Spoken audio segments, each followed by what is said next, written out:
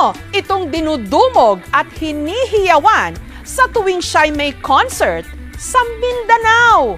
Pero ang kanyang dance moves, kontrobersyal. Sino nga ba si Elias? May bagong sinasayaw ang buong Pilipinas ngayon. Sa unang tingin, mukhang naughty.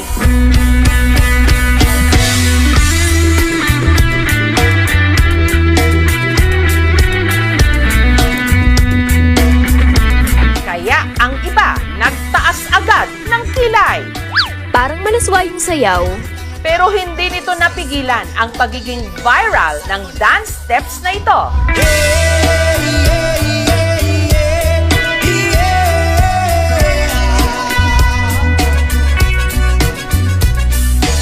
Ito ang signature dance moves ng pinagkakaguluhan ngayon sa mga gigs sa Mindanao.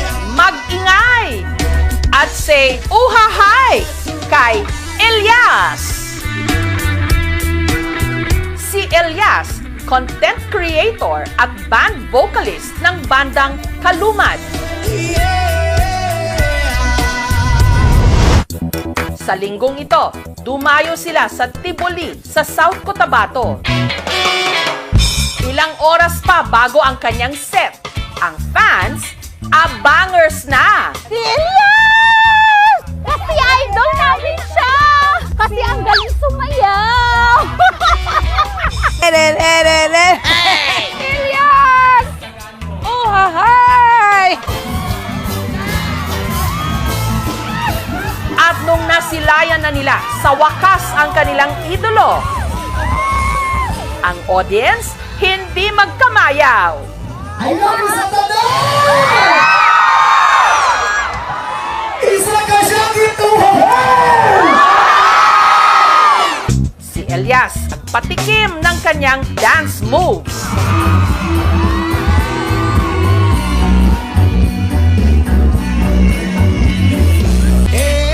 Elias, paano nga ba ang iyong step by step para sumakses? Childhood dream daw talaga ni Elias na mag-perform. Ang kanyang talento nahasa dito sa kanilang bukid sa Magpet, North Cotabato. At ang kanyang naging mentor, ang kanyang tatay Elias Sr. Bonding daw kasi talaga nilang mag-ama ang kumanta habang nagtatapping o nangungulekta ng dagta ng rubber tree. Pag magtatrabaho kami, kumakanta siya palagi. Alisto ka!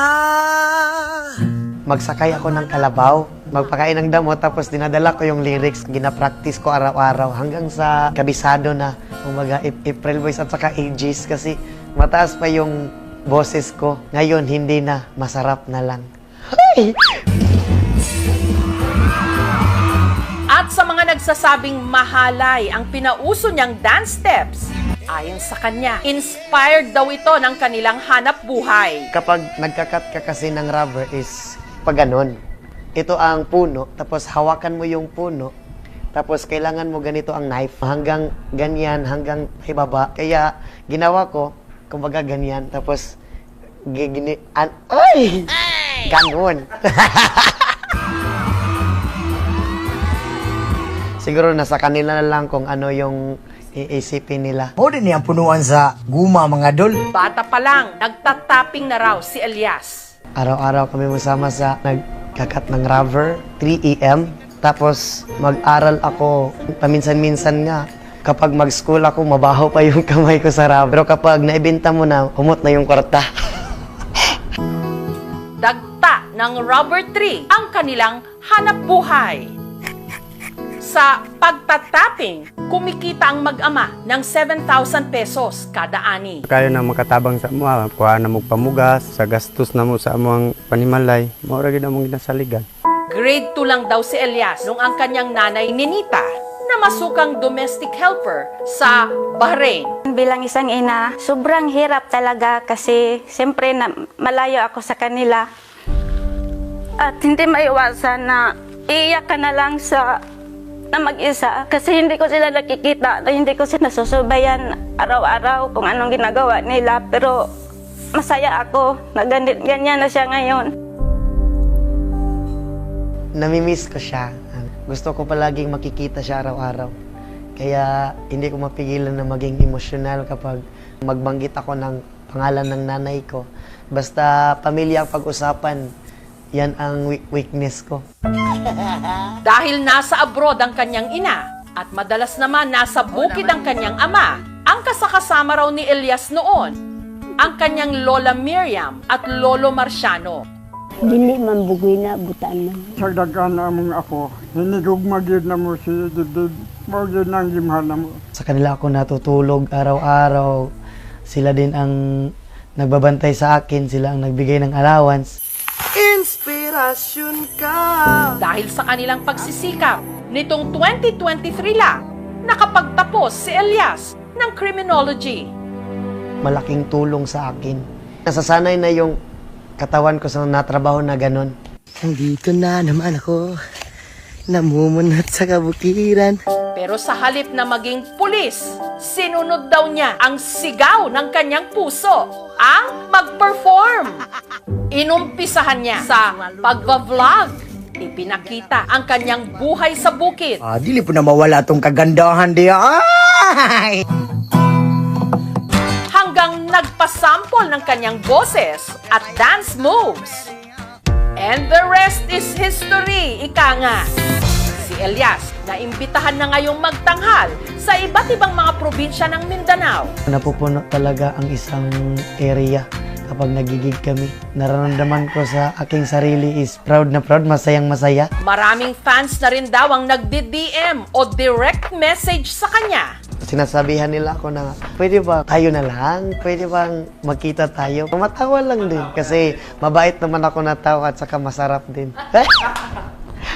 Sa mga humuhopya o umaasa kay Elias, awat na! Tapos na ang laban! Meron nang nanalo at nagpatibok ng kanyang puso. Si Abigail na aminadong selosa. May fans kasi dati, humalik talaga dito. Kasi very territorial ako eh. Yung akin. Tapos ngayon, na-realize ko na since nag-expand na yung circle niya, yung mga tao na nakakasalamuha niya, kailangan ko talagang mag-adjust. Maliban daw sa charm ni Elias, na-fall din daw si Abigail sa puso nito. Makita mo talaga na maganda yung kanyang heart. At meron na rin pala silang anghel, si Apollo. Si Elias talaga is super hands-on sa aming anak. Paano ngayon? Kasi malayo ka sa kanila. Kung ka siyempre, nasanay ka nga perminti mo sabay. Hangtod niya naabot sa point kaing ani, pero okay lang man kay makasabot man po. Hindi biro yung napagdaanan namin. Ngayon, unti-unti na naming naaabot yung mga sinasabi lang namin dati na, hey, Jessica, unta ka nang makatugtog ka sa kanang big stage. Pang, uli na. Mingaw na ako ni mo, Pang. Buntag! Kahapon lang, umuwi si Elias ng Magpet para bisitahin ang kanyang pamilya. Kamusta? Namapiraman ka. Hapit na mong birthday oh. Nakipaglaro siya agad sa kanyang mag-ina na miss na niya. I like it. Laki mo gusto? Agaray! Sinamahan din niya ang kanyang ama na muling mag-tapping sa bukid.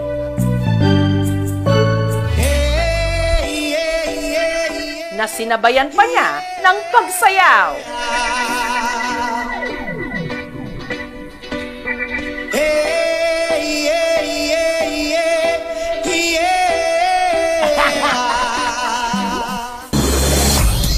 Kinagabihan, diretso naman si Elias sa gig nila sa Cali Fest 2025, Kalinan, Davao City.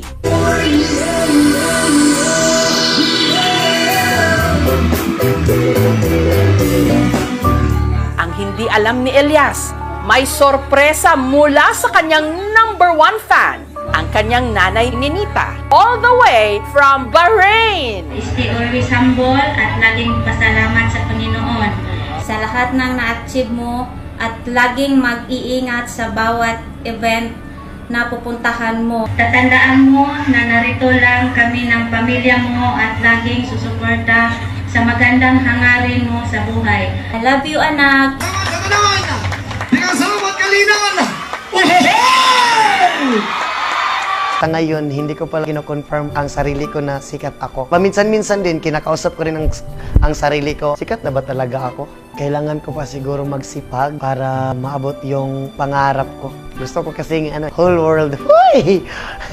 Pangarap ko na maka-show kami sa iba't ibang bansa. Pangarap na lang man din ako, lubos-lubosin ko na lang. Lipad, saan ang gusto mo? Patuloy ka lang sa mga pangarap mo. Tama yan, Elias. Pag nangarap ka, taasan mo na at ipakita sa buong mundo ang talento ng Tubong Mindanao. Aim high and huha high!